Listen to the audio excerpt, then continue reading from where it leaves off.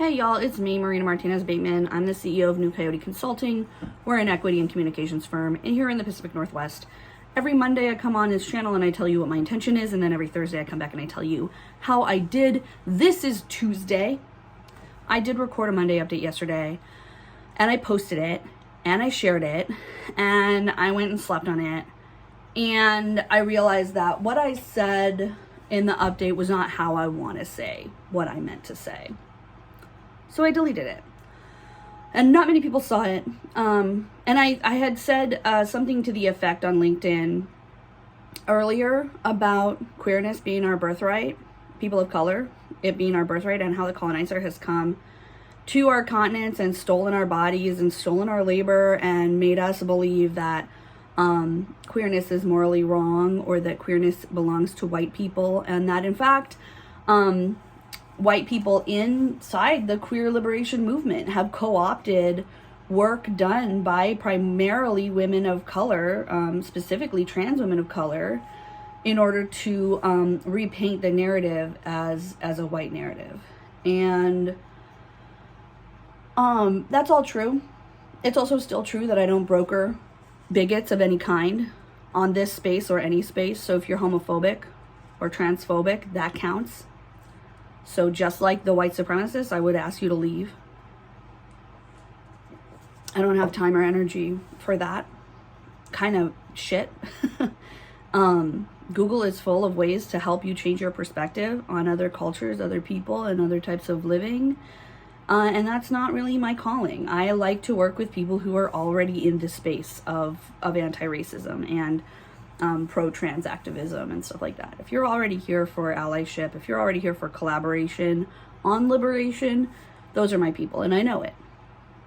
And also, I don't need to be like fucking rude about it. Not because certain people don't deserve to have rudeness given to them after all the damage they've done with their fucking various phobias and and bigotries, but because I made a promise to myself a long time ago, and I don't always keep it. That's true. But I made a promise to myself a long time ago that I would act with kindness in the world, that I would use my words to uplift people, and that even if I'm angry and even if someone's hurt me, that doesn't give me the right,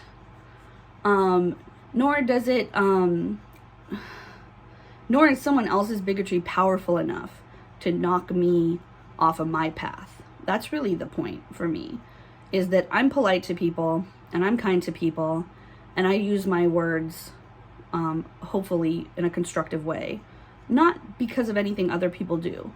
It's not a reactive thing. I'm not trying to get other people to do any kind of thing or not do any kind of thing. I understand that I can't control other people, but it's for me. Growing up, how I grew up, my family were so mean to each other, abusive, violent, never said anything nice to one another, attacked one another verbally and physically.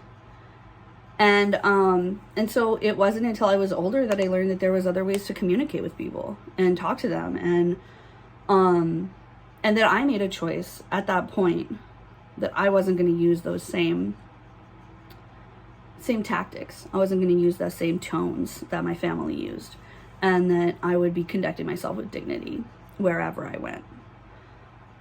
It does make me really upset when I see my fellow people of color characterizing queerness as a white thing, because that hurt me.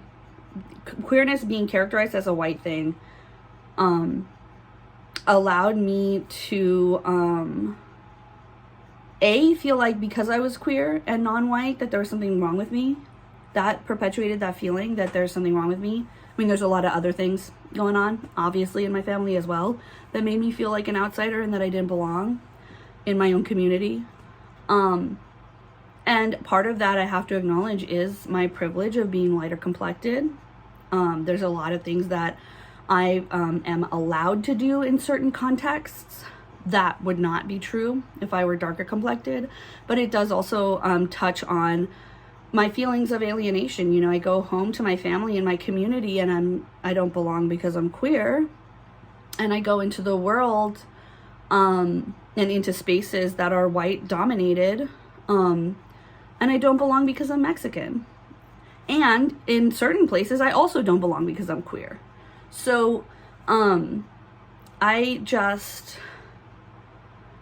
know that other people feel this way. I know that there's other queer people of color who feel like we're constantly having to fight to be valid in our families, and we're constantly having to remind ourselves that that this isn't, you know, we're not being, you know, I think we're not betraying our heritage by being open about our queerness. And in fact, if you learn about our history, we are embracing it. We're taking it back because it was stolen from us, just like so many other things were stolen from us through the process of colonization.